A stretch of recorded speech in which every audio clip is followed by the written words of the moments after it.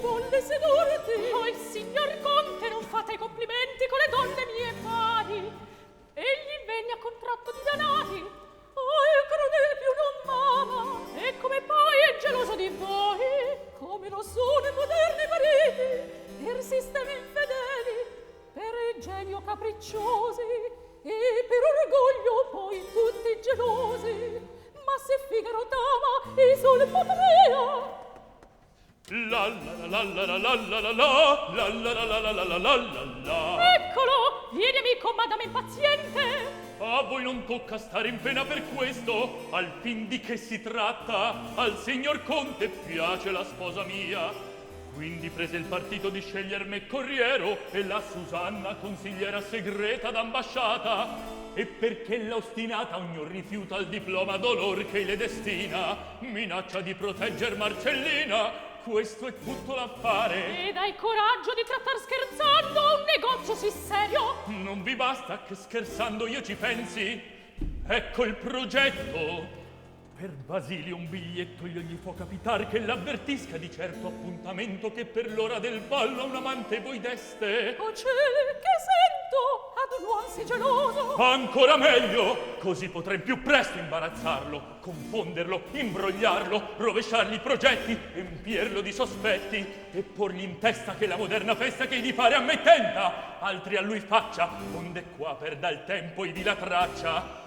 Così, quasi ex abrupto, e senza che abbia fatto per frastornarci alcun disegno, vien l'ora delle nozze, e in faccia a lei non fia così d'opporsi ai voti miei. È ver, ma in lui invece sopporrà Marcellina.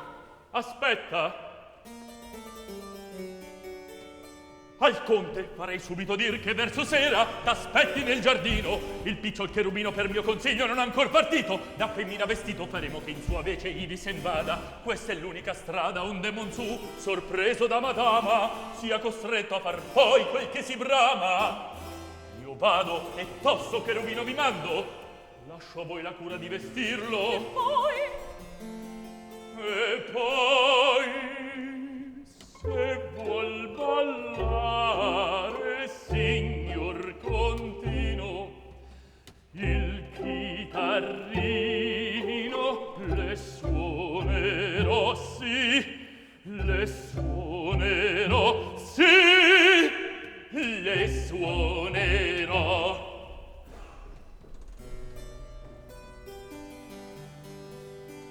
Quanto duolme Susanna che questo giovinotto abbia del conte le stravaganze udite. Tu non sai,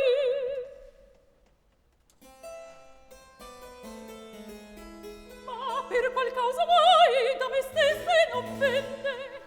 Dov'è la canzonetta? Eccola, appunto, facciam che ce la canti. Zitto, vien gente.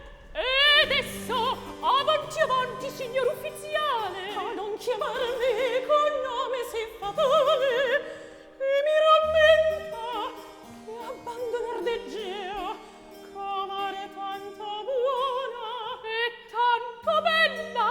Ah sì, certo. Ah sì, certo. Ipocritone, via presso la canzone che stamane me deste a madama cantate. Chi ne vedo? Guardate, egli ha due braccia di rossor sulla faccia. E io sono sì tremante, ma se madama vuole. Lo vuole, se lo vuol. Manco parole.